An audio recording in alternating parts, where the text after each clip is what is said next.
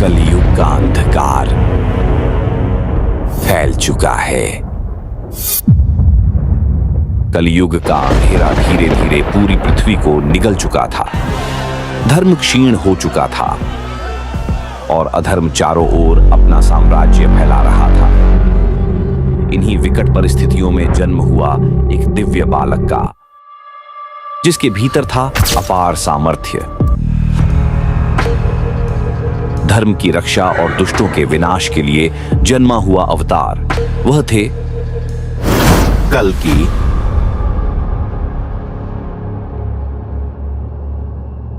यह उसी भविष्यवाणी की कथा है जो महाभारत के रणक्षेत्र में कही गई थी। भगवान विष्णु के वैकुंठ लौटते ही कलयुग का प्रारंभ हुआ।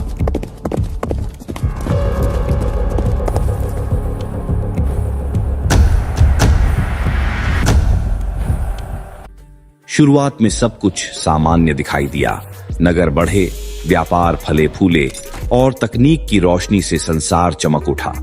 परंतु यह उजाला टिक न सका। मानव ने विज्ञान को सुविधा के लिए बनाया था, पर धीरे धीरे वही विज्ञान विनाश का कारण बनने लगा। दिन भर यातायात में फंसे रहना और घर लौटकर मोबाइल स्क्रीन में डूब जाना, रिश्तों की दूरी बढ़ती चली गई। समस्या क्या है तुम्हारी? जरा चुप रहो। तुम ही चुप रहो। घर घर में कलह बढ़ने लगा। सड़कों पर अपराध, चोरी, लूट, हत्या मानो सामान्य बात बन गई थी। प्रकृति भी विद्रोह पर उतर आई। कहीं भीषण भूकंप, लाखों लोग मृत्यु का ग्रास बने। फिर आई एक भयानक महामारी जिसने संसार को और अधिक भय एवं मृत्यु की ओर धकेल दिया। लोगों को लगा शायद यही कलयुग का अंत है, पर यह तो केवल आरंभ था। इसी बीच जन्म हुआ कृत्रिम बुद्धिमत्ता एआई का। नमस्ते, मैं आपकी किस प्रकार सहायता करूं? You're amazing, like a hero. आरंभ में मानव अत्यंत प्रसन्न हुआ। रोबोट घर का काम, बाजार, यात्रा सब कुछ करने लगे। आकाश में उड़ने वाले वाहन, स्वचालित विमान, जीवन आरामदायक हो गया। लेकिन कुछ समय बाद मानव आलसी और निर्बल हो गया। अजीब अजीब प्रवृत्तियां जन्म लेने लगी। लोग रोबोट से भावनात्मक संबंध बनाने लगे, यहां तक कि विवाह तक करने लगे। धर्म, सदाचार और मर्यादा पीछे छूट गए। अमीर और अमीर, गरीब और गरीब होता गया। मानव अपने ही बनाए यंत्रों का दास बन गया।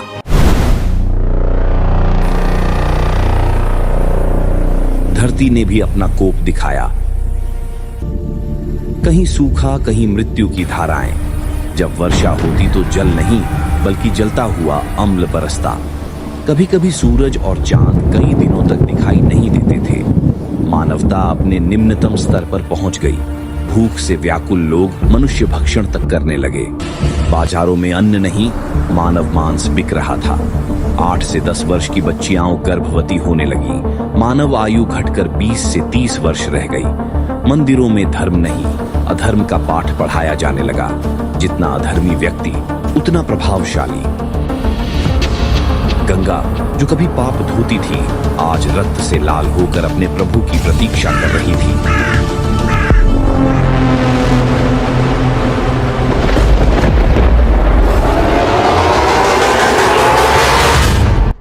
यदा यदा हि धर्मस्य ग्लानिर्भवति भारत अभ्युत्थानम् अधर्मस्य तदा आत्मानं सृजाम्यहम्।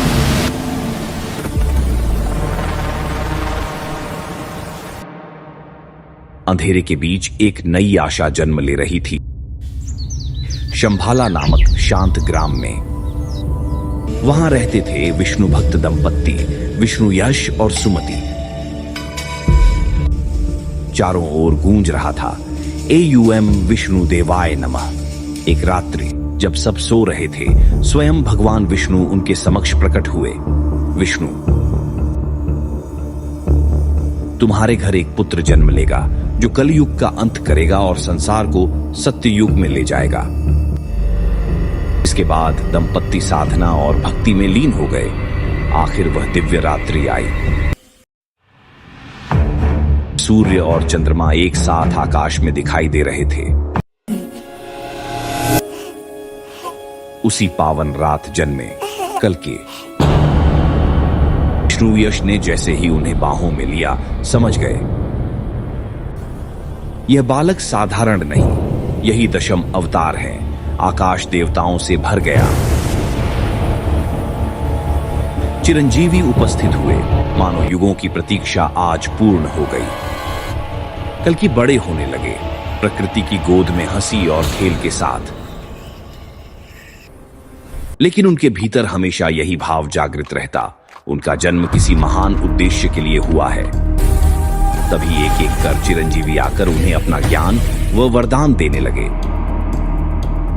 हनुमान ने दी अचल शक्ति और भक्ति, परशुराम ने प्रदान की शस्त्र विद्या, अश्वत्थामा ने दिया धैर्य और युद्ध बुद्धि, विभीषण ने सिखाए नीति और धर्म, कृपाचार्य ने बताया शास्त्र व काल का रहस्य, व्यासदेव ने दिया धर्म का मर्म, महाबली बाली ने सिखाई विनम्रता व त्याग।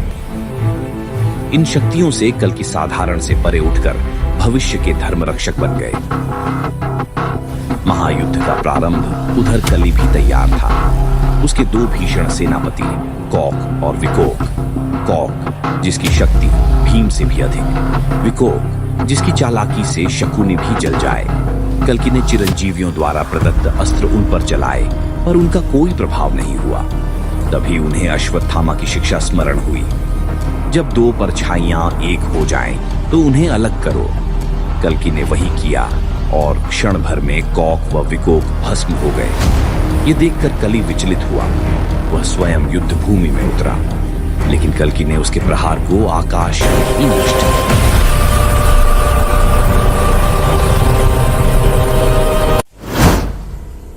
युग समाप्ति में शांति का उदय हुआ।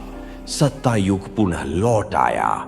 उसके बाद भगवान कल्कि का विवाह पद्मावती के साथ हुआ।